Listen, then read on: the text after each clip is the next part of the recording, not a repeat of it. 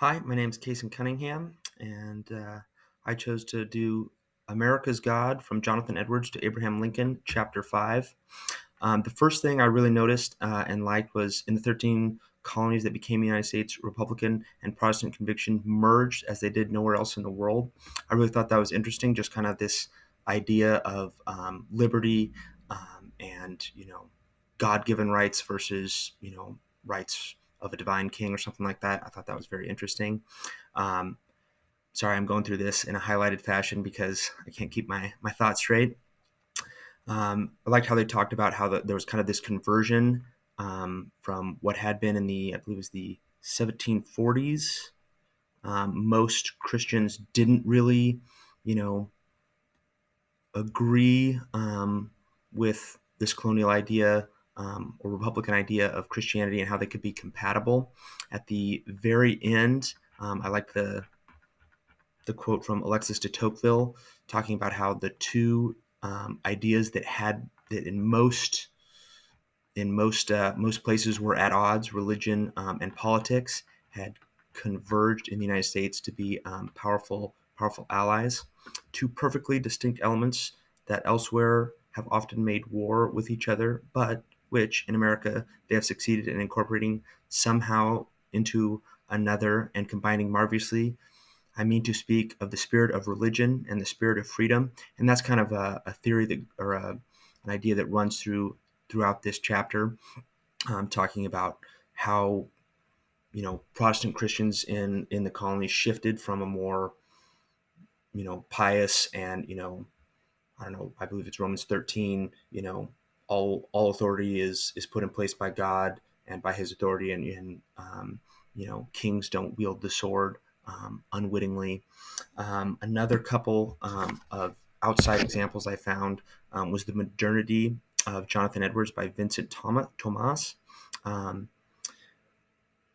will crush you under his feet without mercy. That was Jonathan Edwards, Sinners in the Hands of an Angry God, or also known as the City on a Hill sermon that Jonathan Edwards gave.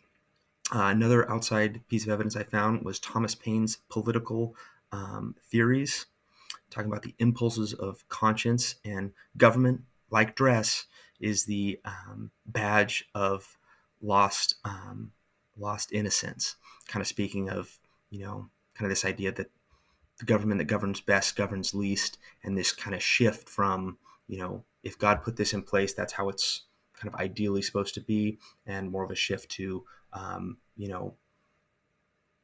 God gives us some agency, and if He puts someone in our midst, the tyrannical British, as they increasingly came to be thought of in the colonies, and it was Christians' duty to overthrow it and throw off those burdens.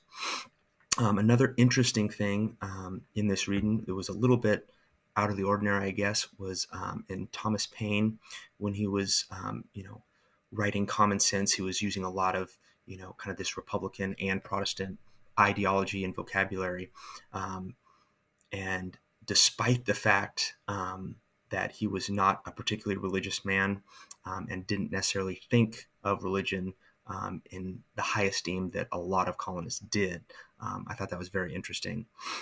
And then we talk about some of the just war arguments, some of kind of this, I don't know, softening of anti-war, anti-violence, or anti-revolutionary sentiment that a lot of Protestants, colonial Protestants, had. Um, I like this one.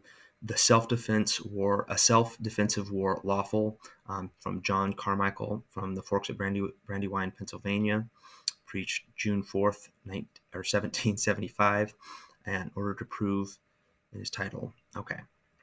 And so he proceeded to the task with a fully Republican arsenal.